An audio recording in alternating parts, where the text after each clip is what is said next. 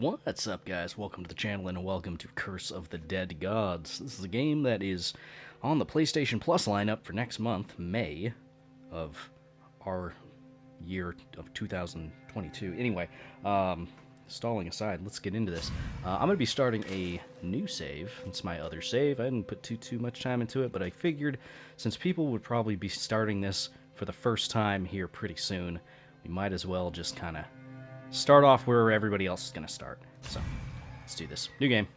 Go.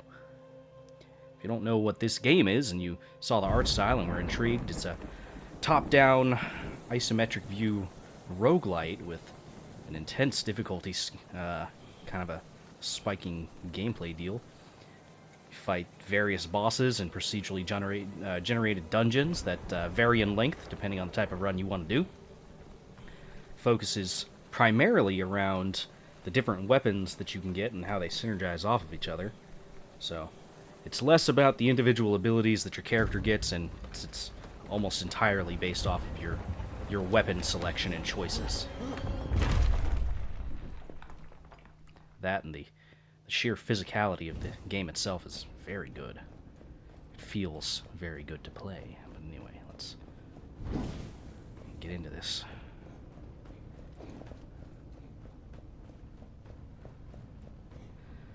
Look at that. So they want us to immediately go into the dungeon here, but this is supposed to be like a little hub area. Anyway, let's go over the controls very briefly before we get into the actual game itself. You've got your X button, which is your torch right here. Now you can have charging attacks, which do different effects or different attack patterns depending on how you choose. If you hold the button down, you get kind of a cleave. So you can hit multiple things. It's got a pretty generous hitbox. If you hit square or triangle, you will gain access to your primary ability, which in our case is a machete and a gun. You can see at certain points this little charge meter there kind of shines a little bit brighter. That signifies that it's going to be a perfect shot and do more damage. There are obviously different effects that you can find. Like if we check out our actual inventory here, you can see where it says no ability and all that stuff. Those change depending on the type of weapon you're using and all that. Our other little equipment that's grayed out there in the bottom left-hand corner would have been our circle, which is for heavy weaponry. But anyway, one of the more important aspects of this game that you do need to manage is your light and your darkness. You can see that bottom of the screen center right there. You can see it's kind of a golden sun shape there, and if I de-equip that, it turns into that purple darkness one. And depending on whether you're in the light or the dark, you'll take more or less damage, and so on and so forth. There are various effects that can stack, but let's get into this. Enough explaining of mechanics. Oh, and L2 is block/parry, and R2 is your dodge. There's obviously going to be some things here and there that I fail to explain, but should all be fairly self-explanatory once you get in. So, if you haven't grasped, we are a explorer of sorts, looking for various treasures and whatnot. And, well, we just got cursed. Of the Dead Gods. Hey, that's the title of the game. Anyway, you can see there we've got some little diamonds below our character. As you perform certain actions, those will deplete, and if they deplete, you will have to wait to perform actions that require stamina. So that's your little stamina gauge.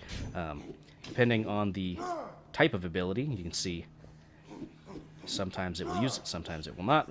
Like with our machete, for instance, it only utilizes stamina on the final hit, but our final hit does do extra damage. Whereas with our gun, it uses it the second we fire. Anyway, let's get into this. The sound design in this is suitably creepy, but anyway, let's get into this. Light and darkness. Light reveals hidden traps. Standing in darkness increases all damage you take by 50%. Watch out for the indicator at the bottom of your screen to know if you are standing in the light or in the dark. Torch. Use torch action to equip and attack with your torch. Fire can spread to braziers or enemies. Elements on fire spread light around.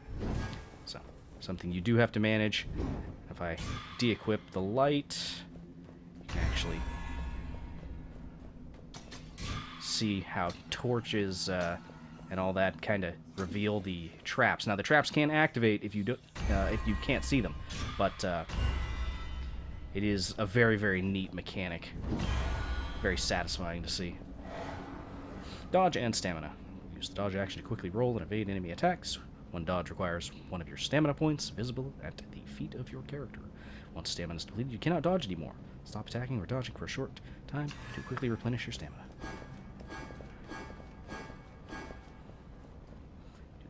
And L2 is this little move right here. That's our parry. We should have to do that here in this. Okay. Basic combat. Use attack actions to equip and attack with your weapons. Chain multiple main attacks to trigger a powerful finisher. Use secondary attacks to shoot with your ranged weapon. Finisher and ranged attacks require one stamina point.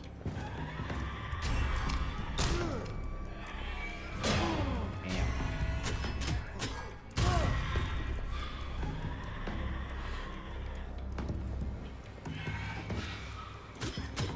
So, you do have a fairly generous timing to dodge things, but you do have to pay attention. Bam. Alright, so we gotta use our secondary.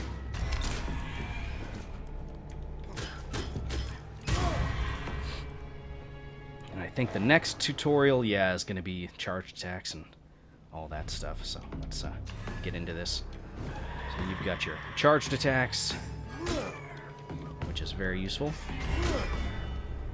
Then you can also do your weapon attacks with your pistol, in which case this one I believe does a knockback kind of a deal.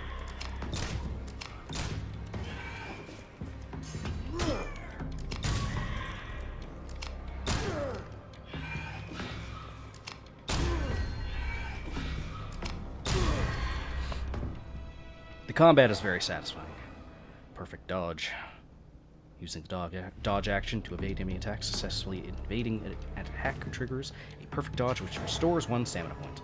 And then there's the parry action. Okay, this is the one that I always mess up at because I'm notoriously bad at parrying. But let's try and get this done. Come on. Come on. There's one. Come on. Ow. Come on. Okay, there's that. There's one perfect. There's two.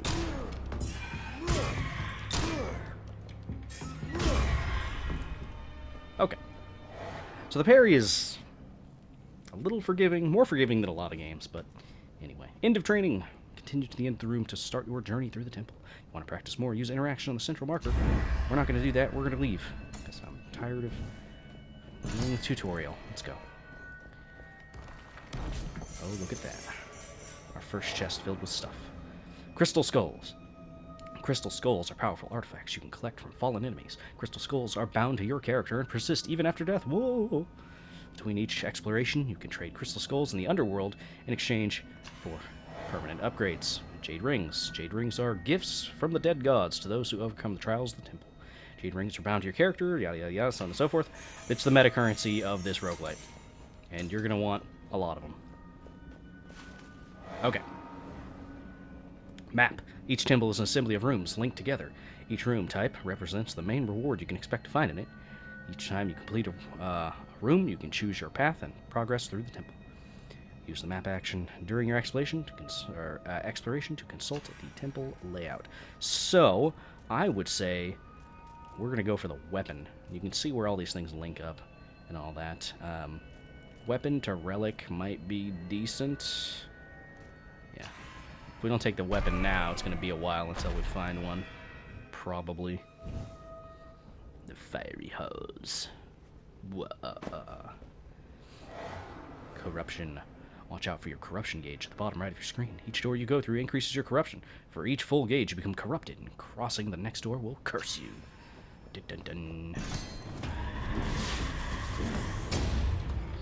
That didn't work.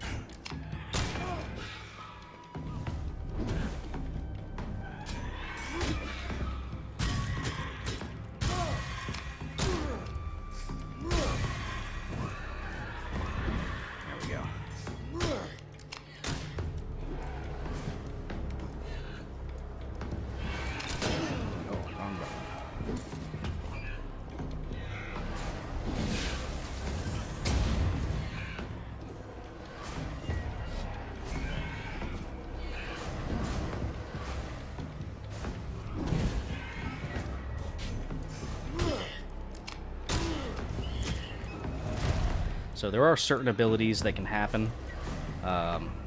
Darkness triggering abilities, which are very annoying. Which do influence the amount of corruption you gain. All these casters right here that are in the center, they do corruption, which is dangerous, to say the least.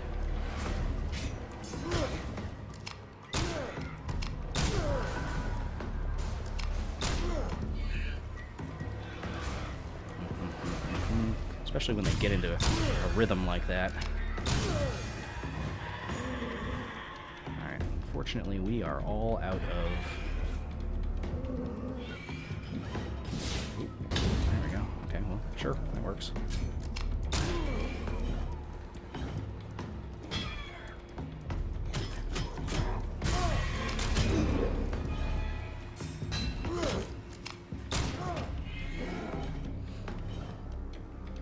Should be utilizing my parry more, but yeah.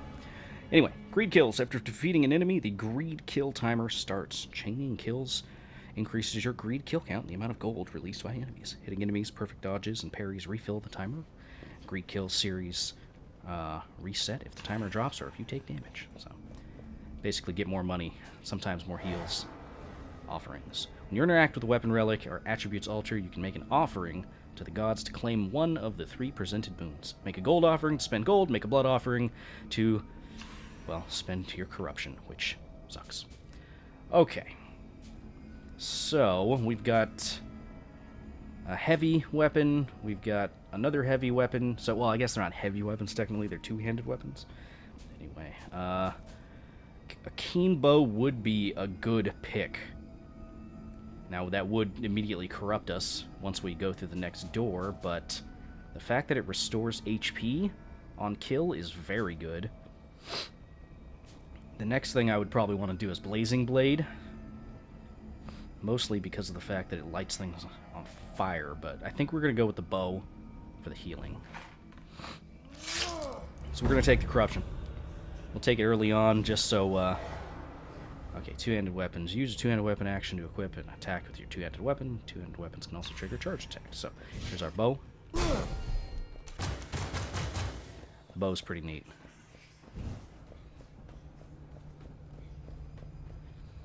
Okay, so we are going to be corrupted. Unfortunately, we're probably not going to be able to do anything with this relic.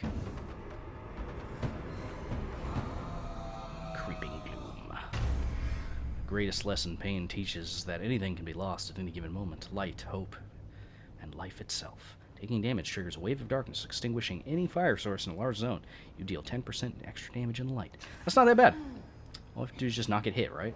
And we're good to go. Okay, each time you fill your corruption gauge, you are cursed. Curses add modifiers to the classic game rules and last until the end of the run. Beware the 5th and final curse, for it will strongly jeopardize your chances of success. And there are other curses that are crappy to deal with. Some are like, you know, while you're in the light, blah blah blah, so on and so forth. But let's get started.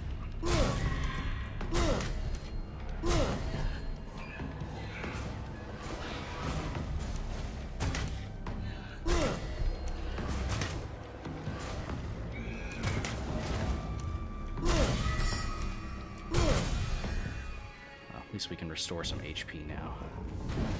Hello, trap. Okay, what do we got? 15% critical damage. It's not great. I'm just gonna offer it to the gods. Take the corruption down. Slightly, anyway. Not like a whole lot, but that's fine. You can see fire spreads, which is decent.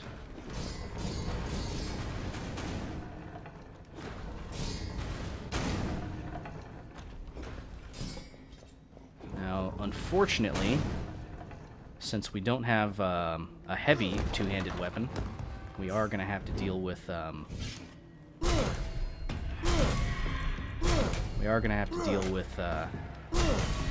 fact that we can't break walls and stuff, which is something I normally like to do, but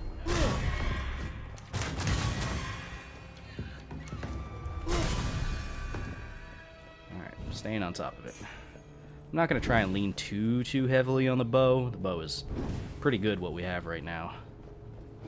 But I am going to use it for where I feel I need to. Okay, we do not have enough.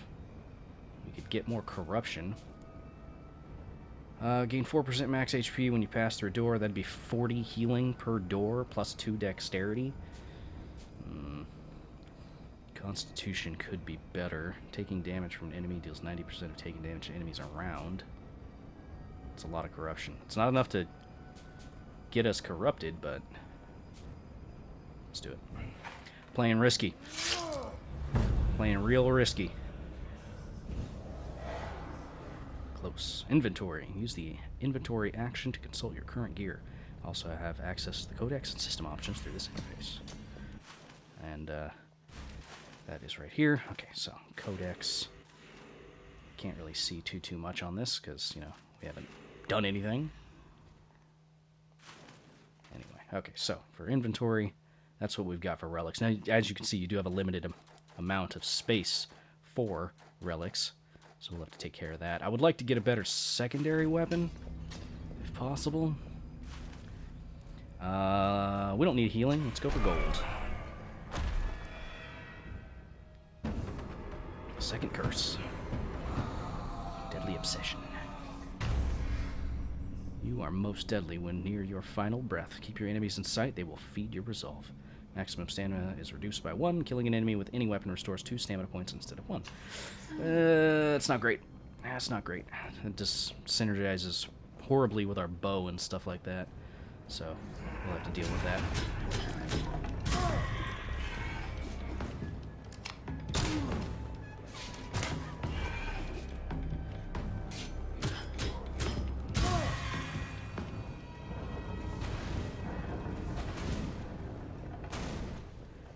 Now, those fireballs and whatnot, they can explode doors, not doors, sorry, walls that are explodable. So that's something you should consider.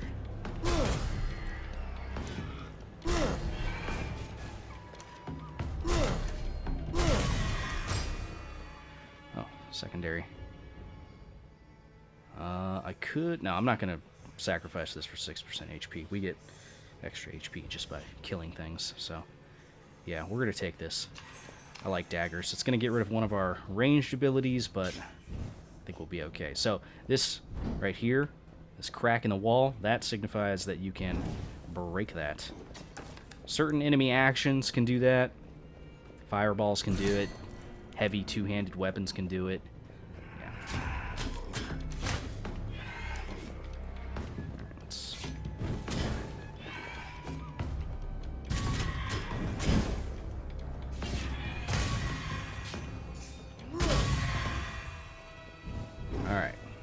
Still a little rusty, but that's okay. I keep wanting to press circle to dodge.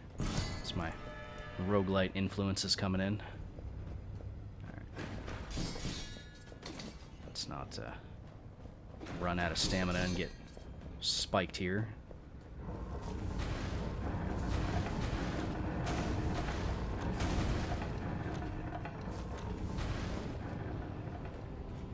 Easy. Okay, attributes, gold. I think I want to go for the gold. The attributes are nice, but I don't really have enough money for it. I could get maybe a lesser attribute increase, but let's just go with gold. It'll be fun.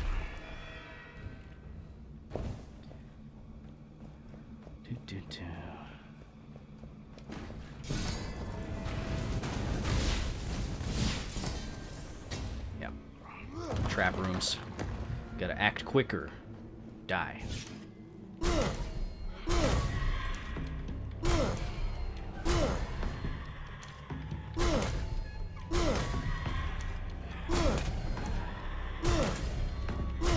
I know what you're thinking. Get into the combat. Why don't you kill things? It's because I'm scared, man. I'm so scared. Okay, what does our dagger do for us? Okay. Increases chance of fire. Ooh, a big heavy weapon. I don't want to take this. Don't want to take that. We'll just take the 50 gold. 1, it's level 1. Kind of digging our ranged ability right now. This guy.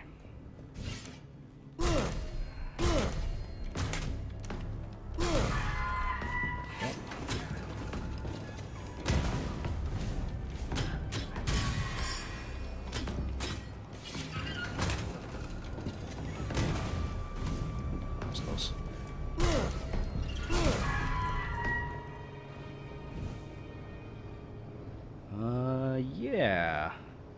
Although the +1 to dexterity could be good too. Damage in the light. Damage in the light's not too bad, especially 20%. And we'll take it. Why not? Can I see you? Okay. So on the left-hand side, you can see what our stats do. So Constitution gives you extra HP. Your Dexterity, which is the blue, that gives you damage increase. And then Perception, I believe the green one is, gives you Treasure Find percentage. So they're all good. Just kind of depends on how you want to do your build. I'm going to take the +1 to Constitution. That sounds like a good idea.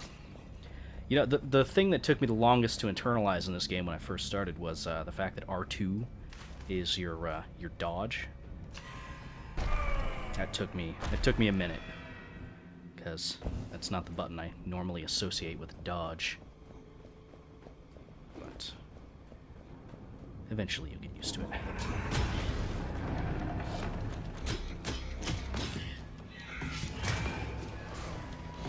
It's not...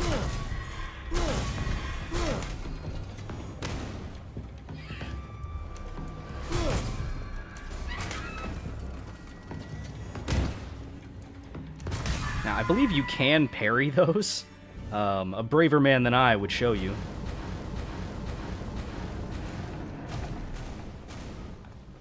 You can also parry the fireballs. You can parry everything in this game, I think. I don't have any poison attacks, so easiest 50 gold of my life. While you're just kind of walking around, it's always a good idea to have your torch out. Or any passive form of all that.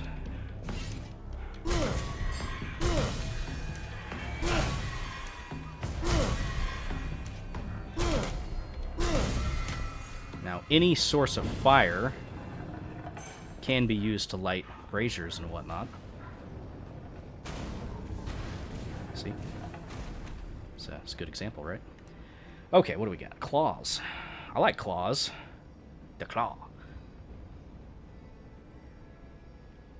Yeah, okay. We don't get the bonus. Yeah, the bonus for this one is plus 20% base damage if secondary weapon is a shield. I could be persuaded into taking a shield. I like shields in this game. The daggers have a really cool animation too. You dash forward through attacks and stuff and attack behind them. It's very nice. We got a very evasive setup right now. Dig it. Okay, so what can we afford? Can't afford the big one. Gains obtained when offering gear objects to the gods are increased by 66%. That's new. There's a lot of new stuff that's been added since the day one of the game. So this is +2 to all, +3 to Constitution. That +2 to all is very nice, but I'm kind of digging this. Blazing Ring is good. I can't afford it, but let's get this. That gains obtained when offering gear. That's pretty good. 66. So we got ourselves an unknown. Ooh, spooky. Healing. So this is a healing reservoir. You can choose to use it, and it'll increase your corruption, but it'll and it'll heal you. I just did it there just to show you the exchange, but you don't want to do it if you have high health. So, okay. There's a relic which we can't afford, a weapon which we can't afford next after that, but we do have an upgrade for our weapons coming up, so let's just take whatever. Can't really afford much right now. I haven't really focused on getting gold at all.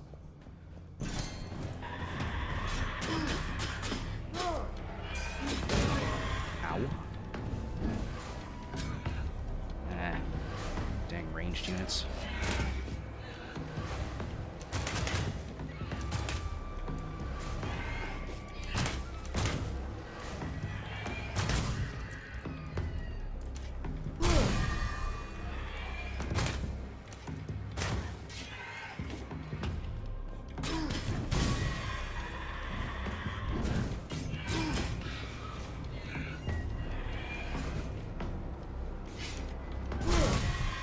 Ooh, look at that hit.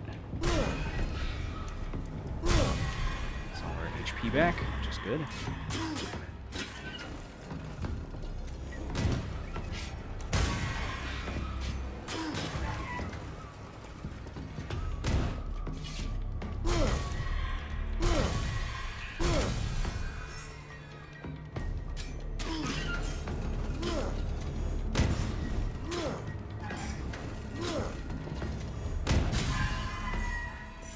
See the dash attack on the Dagger there came in pretty handy for that guy. Alright, so we can't really afford any of this, but I can use blood for it, and right now it doesn't really matter.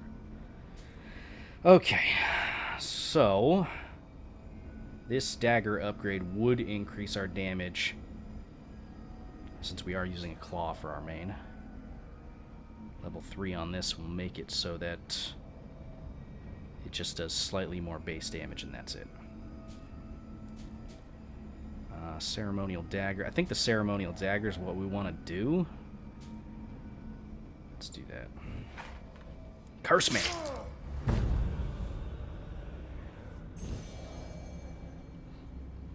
I'm being very aggressive with my cursing.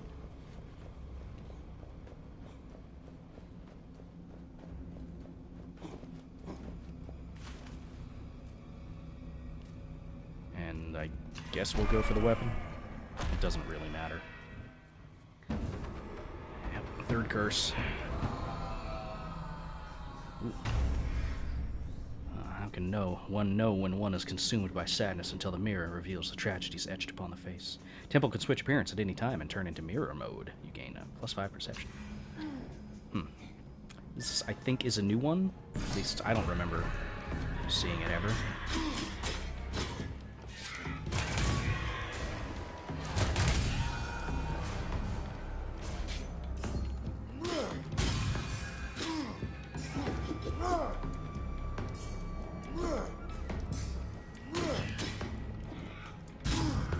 I think so. I don't think we have any torches around the place. You can't attack with the torch, by the way. I'm sure people have done torch-only runs.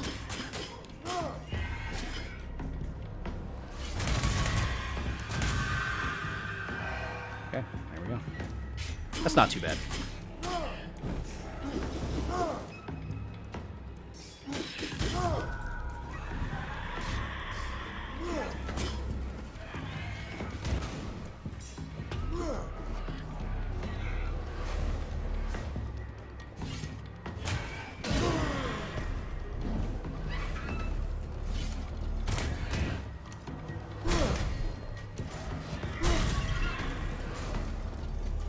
That's something I didn't talk about either. Your dodge roll gets swapped with a kind of a sidestep maneuver if you shoot with the bow and then dodge afterwards. It's not like super duper important to make a distinction of, but yeah, I'm not gonna buy any of those. We're okay. No gold or anything. Okay. Let's keep on keeping on. We're gonna get quite a bit of curse going here. Guess it. Oh, we just missed getting the 4th curse. It's all because of that sacrifice, or that offer to the gods I did before. That reduced our curse by 4, so... Alright, let's fight you, Blood Hunter. Probably gonna die, just so you guys know.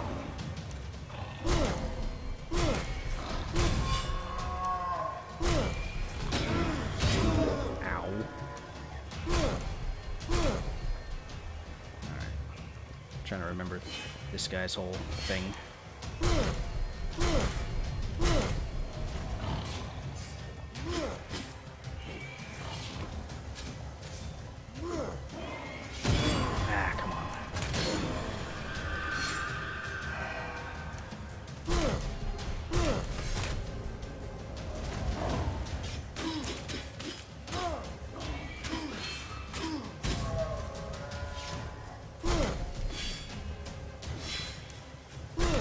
Now, it's recommended that you parry those, but yeah, I'm not that good at parrying.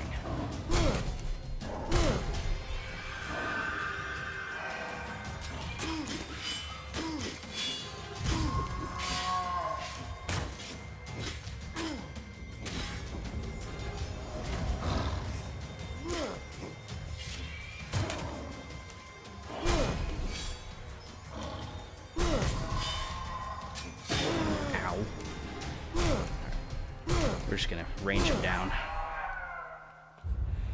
Hey, we did it. Go us. That's right, everybody. It's a team effort. I couldn't have done it without you. Let's do this.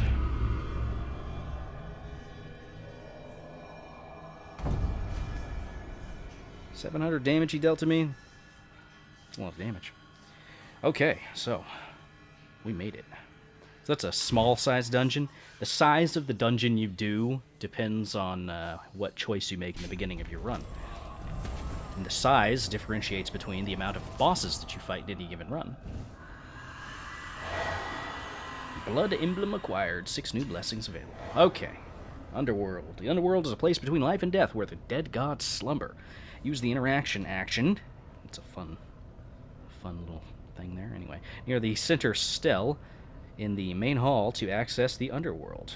There you can offer crystal skulls and jade rings to the gods to unlock new upgrades. All Underworld upgrades are persistent and will remain after death. So, run modifiers, weapons, so on and so forth.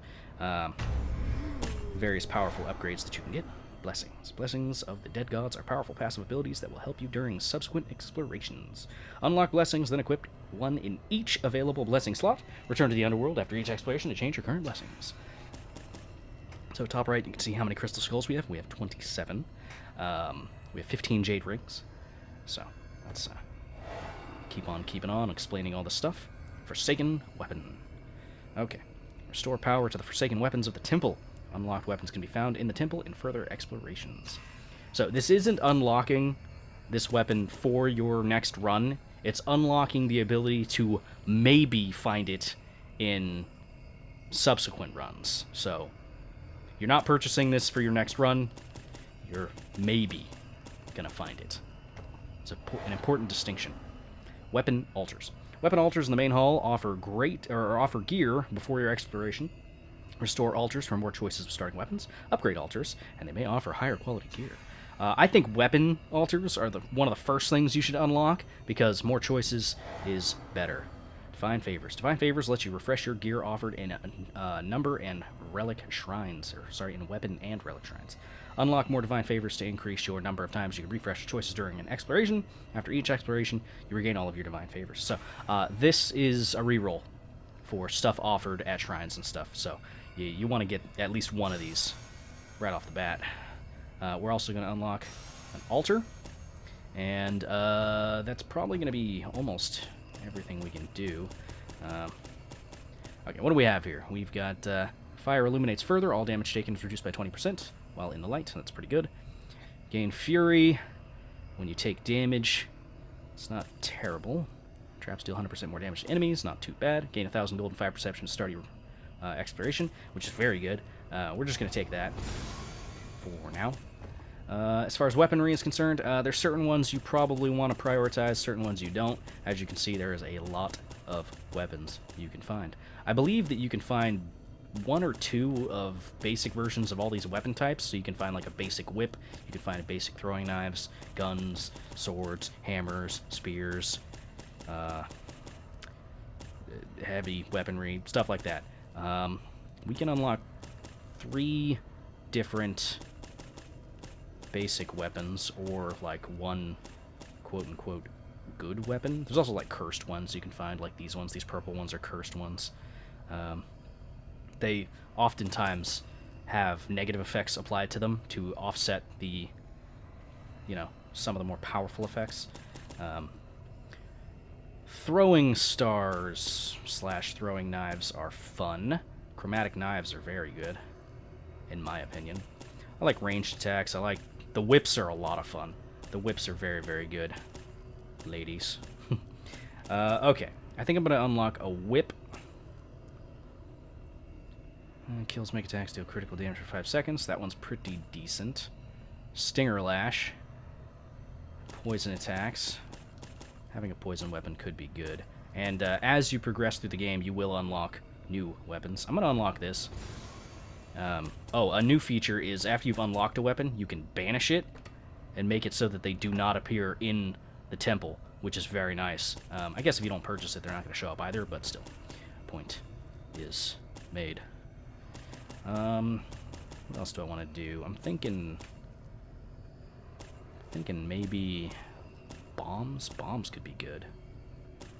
And there are interactions between like poison and fire, like with most roguelites nowadays. I don't know. Should we do throwing knives? We do throwing knives. Perfect dodge triggers volley projectiles. Sure, why not? So, like I said, you're not going to get the weapons immediately, which is a little unfortunate. I think that they should have done that. They should have just like popped out of the center thing there and given you the opportunity to use them. But here's what doing an one of the altars unlocks does. It just gives you more selection. You can get 4 of these eventually. So, just helps you vary your runs. Like this one would obviously be a ranged attack kind of a setup. This one would be a very close range with a shield setup. Oh, by the way, if you get a shield, your parry window, this thing, is much longer than what you can expect. So shield runs are very, very fun to do. Basically, all runs you can do in this game, they're fun. Like, all the weapons synergize really well with each other. They all work really well off each other. The mechanics of this game play very well into each other. But anyway, as far as a first look is concerned, I think that's going to do it. I guess I could show off this thing. So the way this works is you start off with these various things. You have to unlock these emblems, the little blood emblems, which is the top left-hand corner. You can see we have one of them because we beat one of the bosses. You got to beat 2 bosses, then you'll unlock the next tier, which is fighting 2 bosses, and then the next tier will be you have to fight 3 bosses in one run, and then you've got the last one, which is the last one. So, anyway, oh, they also have events that you can do, which are kind of interesting. They just add little things here and there. But, yeah, the whole point of the game is just to go through the various areas, completing the bosses, hopefully winning, and then proceeding accordingly. But anyway, thanks for watching, guys. I hope some people are going to give this game a shot, because it's a lot of fun. If you like roguelites, or you even like, you know, action games, I think that this game has a lot to offer for a lot of different people. But anyway, if there's more interest in seeing follow-up videos of this, I just kind of wanted to do this as an introductory kind of video for anybody that might be interested in the PlayStation Plus one. But if anybody's interested in me doing another series of this, because I previously covered it before, I would do it. It's a fun game. I think I could probably get at least, you know, 10 or 20 episodes out of it again if I really wanted to. But anyway, that's gonna do it. I will catch you guys in the next episode. Make sure you like the video, subscribe, yada yada yada, so on and so forth. I keep forgetting to say that stuff at the beginning of videos, but whatever. If you made it this far, then I guess I don't know. Let's have some fun with it. Tell me what's your favorite controversial take in terms of vegetables and fruits. Mine is that cucumbers and watermelons and tomatoes are technically classified as berries. So there you go. Anyway, I will see you guys in the next one. Thank you for watching. Bye-bye.